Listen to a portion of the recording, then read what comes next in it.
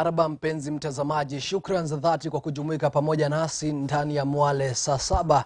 Jina langu ni Kelvin Kariba, na tukianzia taarifa zetu kutokana na tangazo la ongezeko kwa bei ya mafuta kutoka kwa mamlaka ya udhibiti wa kawi humu nchini, bei ya petroli ikiongezeka kwa shilingi 11.38 huku nayo dizeli ikiongezeka kwa shilingi 17.30 kwa kila lita. Watumizi wa mafuta ya taa sasa pia watahitajika kutoa shilingi 2.9 zaidi kwa kila lita. Ongezeko hili litakuwa la juu zaidi kushuhudiwa tangu mwaka wa 2007. Wamiliki wa magari walifurika katika vituo vya mafuta kaunti ya Kiambu hapo jana kwa lengo la kuyaweka magari yao mafuta kabla ya mabadiliko haya kuanza kazi siku ya leo. Lakini kulingana na wengi, vituo vya mafuta vilikuwa tayari vimefungwa vikisubiri tangazo hili la ongezeko. Kwa saa hii matatu zimeongezeka sana, matatu zimejaa hapa kwa sababu mafuta imeongezewa. Kutoka bei ya diesel ilikuwa inauzwa 74, sasa imeongezewa 11 shillings mpaka 75. Kiwango yenye naweka kila siku sasa nimeongezea kwa sababu huwa nakunywa 15, sasa hii nimekunywa 19. Kubeba wateja kama mimi matatu yenye nahudumu nayo, nabeba customer yenye nabeba customer 6 na inawalipisha 100. Kumaanisha bei ya mafuta ikiwa juu hivyo hatutaweza kwenda na mshahara, labda mtu ataenda nyumbani na 100 na watoto wamemgojea nyumbani. Sababu saa hii nyumbani huwa tunaenda na mshahara ya 500. Sasa hivyo bei ya mafuta imepanda. Sasa hii mtu hata sijui kama tutakuwa tukipata kitu. Nakunywa mafuta saa hii kwa sababu nimesikia bei imepanda. So najaribu kusave on the liter I have. Ndio maana nimekuja kupanga line. Na kuna vituo zingine hazina mafuta. That's why we are all of us here. Vituo mingi hazikuwa na mafuta leo, hata jana hazikuwa na mafuta. Sijaongezwa bei, lakini tunasikia itaongezwa from midnight. That's why we are here. Sasa hii ni tuweka full tank ikusukume hata siku kadhaa. Sasa saa hii bado tumeathirika sana, uchumi iko chini. So kutuongezea mafuta pia inaendelea kufinyiria mwananchi wa kawaida. Petrol station zingine ziko na upungufu wa mafuta. Wanapunguza mafuta, so that's why unaona customer wengi wanakuja hapa kwa sababu bado sisi hatujaongeza. Bado iko tu ile bei. Bado hatujaongeza. Iko ile tu bei ya kawaida. Serikali wakiongeza wao wana inform mbele customers. Ndivyo kuwa najua venye kunaenda. Sasa si imeongezwa shilingi 11, lakini sasa si 89.10. Tu kawaida kuja kujaza, lakini nikakuta imeongezwa. Kwa hivyo mafuta ikienda juu, saa nyingine bei inaenda juu. Lakini hatujui, tutaongojea tu tuone vile itakuwa. Na katika kaunti ya Marsabit, tume ya uwiano na utangamano wa kitaifa NCIC imependekeza kurejeshwa kwa bunduki kwa maafisa wa polisi wa akiba katika kaunti ya Marsabit kama njia ya kuziba mianya ya kiusalama iliyopo. Kwa mujibu wa tume hiyo, tangu kutwaliwa kwa bunduki hizo, visa vya uhalifu vimeongezeka, hali kadhalika maafa yameendelea kuripotiwa. Katika ziara yao ya kujaribu kufahamu chimbuko la migogoro ya kaunti hiyo, tume hiyo imebaini kuwa chuki na uhasama ndio chanzo kikubwa cha vita vya kikabila. Migogoro ya Marsabit unaleta na ukabila na wanasiasa. Wanasiasa ndio wanasababisha mpaka hii kifo unatokea kutoka 206 wakati ile mpaka masaka ya Torbi. Wakati tangu masaka ya Torbi hii vita naendelea tu, napoa miezi 2 naondoka, napoa kidogo naondoka. At the heart of the issue is a deep mistrust and animosity and even hatred on both sides, because that's actually also driving this issue. Yes, there is land issues which we've had about the border, about resource, about politics, which I'll mention very quickly. But what is at the heart of this is mistrust, animosity, hatred, and some of it you can understand given the historical injustice that has happened. Things are not being addressed. I understand that. But we will not move forward as a community, and I'm addressing this to the people of Marsabit and the leaders and everybody involved in this. We will not move forward until we acknowledge there is mistrust, animosity, and hatred. So there is a proliferation of small arms, and actually light arms too, from across the border. I mean, in this region, there is 675,000 small arms. That's a lot of firepower in this region. So that is also playing a factor. It's fueling the conflict too. So when you look at all that, and given also the history, one of the things that both sides are actually saying that is consistent through is the laxity of the security forces in responding to, investigating the number of murders that have happened. We haven't seen that quick resolution. The MPR guns were removed. It exposed communities that are not armed. You understand? And also left a vacuum. So the government came and removed the guns, and nature abhors a vacuum. So what happened was more guns came. So the communities that never were armed had to arm themselves because the only protection they had was the NPR guns. You understand? So some of the things were really productive. So for me, I would say, if it disarmament, it has to be a peaceful way. There's a UN protocol of disarmament, which we will subscribe to. And heavy-handedness is never going to counter this. So we need to have a comprehensive approach to proliferation of small arms and light arms in the northern region of Kenya. Na kwingineko katika kaunti ya Samburu, bumba la nzige lilivamia zaidi ya ekari 5,000 ya mazao ya wakazi na kusababisha hasara ya maelfu ya mazao hayo, huku wakazi wakisema ikiwa hatua haitachukuliwa, nzige hao watasababisha hasara zaidi kwani hawana ndege ya kunyunyizia dawa ila wanatumia vifaa ambavyo ni hafifu katika kukabiliana na nzige hawa. Wakazi hawa wakiongozwa na mwakilishi wodi eneo hilo Paul Leshempiro sasa wanataka serikali ya kaunti pamoja na ile ya kitaifa kuingilia kati na kuleta suluhu la haraka ili kuzuia hasara zaidi kukadiriwa. More than 15 acres has been destroyed, and today we came to rescue to do some manual spraying with some motorized pumps and local manually operated pumps, and we've managed to remove them out of the chambers, but they are still within us. They've not been able to fly away because of the weather. Today it is very cold, it's raining, and the swarm is still here. We were not able to have the big aeroplane that used to spray it in a mass, and so we are still requesting the national government and the FAO to kindly assist us with this big aeroplane that is going to spray a large area, because this is a very big swarm, 10 kilometers square swarm. Tunaona effect of this locust. Already crops has been destroyed, but the response is quite good from the county government. Tunaona wamerespond vizuri, but kulingana na time locust ilifika hapa hivi, the response is still a little bit down. Kwa hivyo tunataka ukiwa wanakuja mkiitwa mkuje, kwa sababu shamba ndio tunategemea. Apart from kuwa community ya wenye wanafuga ng'ombe, bado tunategemea mahindi, most of the things that are in this kwa hizi mashamba. Kwa hivyo tunastahili, the response should be a little bit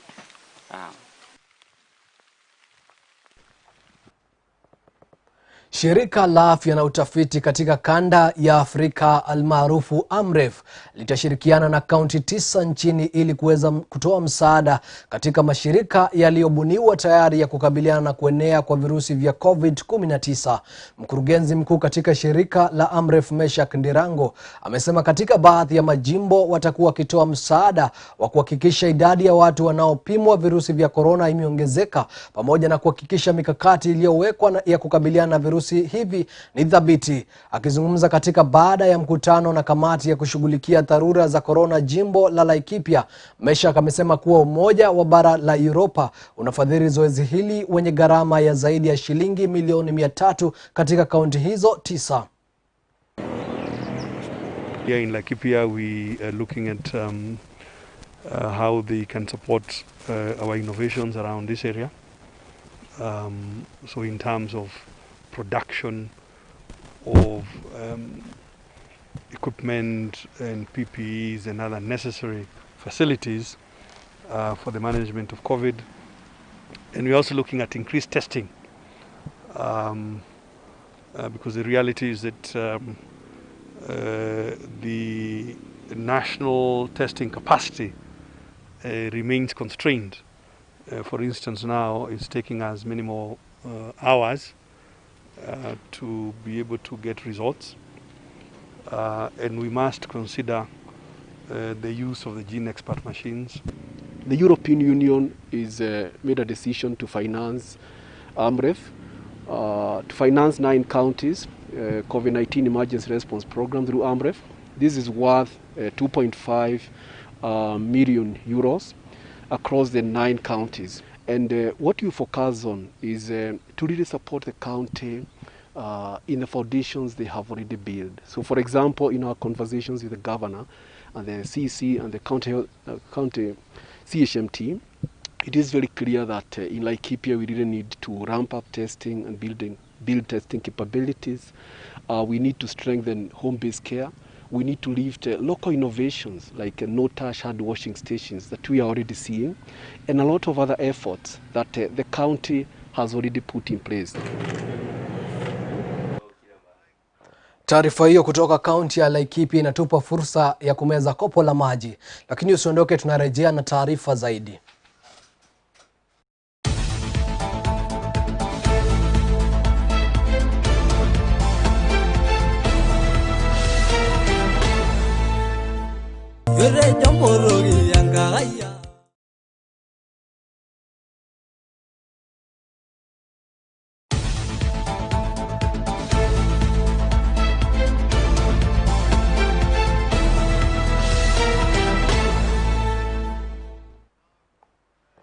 Shukran kwa kuendelea kusalia pamoja nasi, na kama unajiunga nasi kwa sasa unatazama runinga ya Mwangaza. Na tukiendelea taarifa zetu, wanawake kutoka wodi ya Nkareta kaunti ndogo ya Narok Kaskazini wametoa lalama kutokana na uuzaji wa pombe kwa wanafunzi wa shule ambao wengi wamo nyumbani wakati huu taasisi za elimu zimefungwa hadi mwaka ujao. Kina mama hao walisafiri kwa zaidi ya masaa 5 ili kuweza kusikizwa na maafisa wa usalama kutoka kaunti ya Narok, huku akimtaka chifu wa eneo hilo kuondolewa kwa kile wanasema ni kuzembea kazini na kufanya kazi pamoja na wauzaji wa pombe hiyo haramu.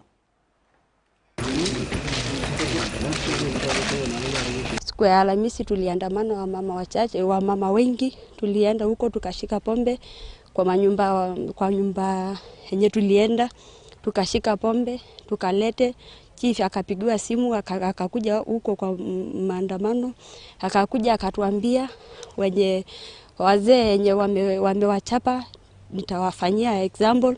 Hajachukua hiyo hatua. Tukakuja leo tukiwa mama, tukasikia uchungu sana juu vijana wa class zetu wanakunywa pombe form 1, wanaenda kibarua kuliko wanunulie wa mama wa sukari ama wavae nguo ama wazome, wanaenda kukunywa pombe. Na hiyo ni uchungu sana kwa mama.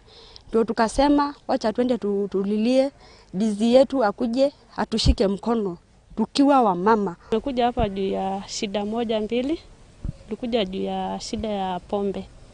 Hakika tumepatana na mambo magumu huko Njora ya chini. Ni wamama ndio watoto wakule, wazee ni pombe tu. Vijana wote wako center tukukunywa pombe. Na ndio tulileta hapo juu ni machungu. Ndio tumekuja huku kulilia dio yetu akuje at least tupate kusaidiwa. Tumeenda kwa Naisoya kwa muda mrefu hadi tusaidia. Ndiposa tumekuja hapa. Tarehe 9 tulikuwa pamoja na chief, ingawa tulianza kazi kabla chief afike. Tulianza hiyo kazi, chief wetu akakuja karibu saa 8 hivi, tukaanza pamoja, lakini alikuja tukua tumepata pombe. Tulikuwa tumepata chupa 17 ya pombe. Chief akakuja, akatuelezea vizuri, akatuongelesha vizuri, alitupea maneno matamu kwa sababu kuna mzee mmoja tulienda boma yake, akaanza kutufuruga, akatupiga, akatuambia mzee atakuwa mfano. Vile tuliongojea hiyo yote, hatukumpata, hatukuwa na hatua yake, hatukupata simu yoyote. Sasa ndio tukashindwa ni nini inaendelea. Tukaamua tukafika hapa. Kwa hivyo nashukuru, nyinyi muende nyumbani, mtuachie sisi tupange kazi. Tuko sawa? Asante sana. Ni tumaini letu kilio cha kina mama hao kitaweza kusikizwa na hatua kuweza kuchukuliwa. Na tukiendelea na taarifa zetu, kulishuhudiwa msongamano wa magari katika barabara iliyoko katika soko la Malemba, kaunti ya Kakamega, baada ya mwanaume mmoja kufariki alipokuwa akiliendesha gari lake kuelekea Kisumu. Mwanaume huyu, kulingana na walioshuhudia tukio hili na aliyethibitishwa kuwa mfanyikazi wa shirika la ukulima wa taifa kaunti ya Kakamega, alikuwa akiliendesha gari lake pole na pindi tu akaliegesha, na ndipo alipopatikana na msamaria mwema kuwa alikuwa ameiaga dunia. Mwili wa mwenda zake ulipelekwa na maafisa wa polisi katika makafani ya Kakamega, huku kisubiri kufanyiwa uchunguzi zaidi.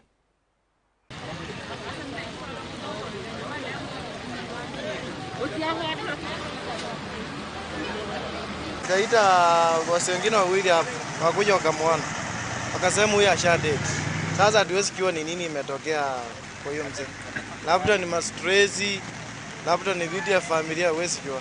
Najua saa hii wakati wa msimu wa corona hii mambo iko mingi. Kila mtu ako na stress zake.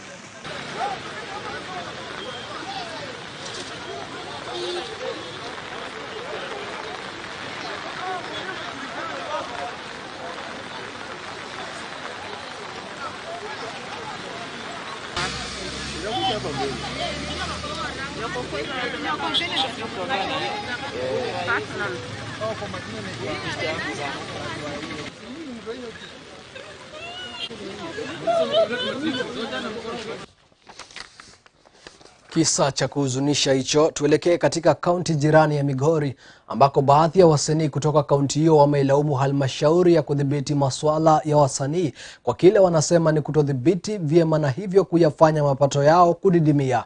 Wakiongozwa na Elisha Outa, amesema wasanii hawafai kulaumiwa kwa hali ngumu wanayokumbana nayo katika maisha yao. I was just requesting for the well-wishers and our county government just to support us so that we can have easy time for the burial program.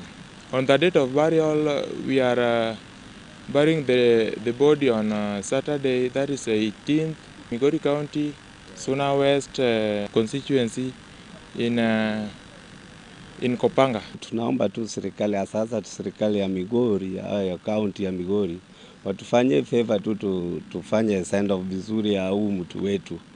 Tusikuwe na haraka sana, tunaomba watupatie tu security.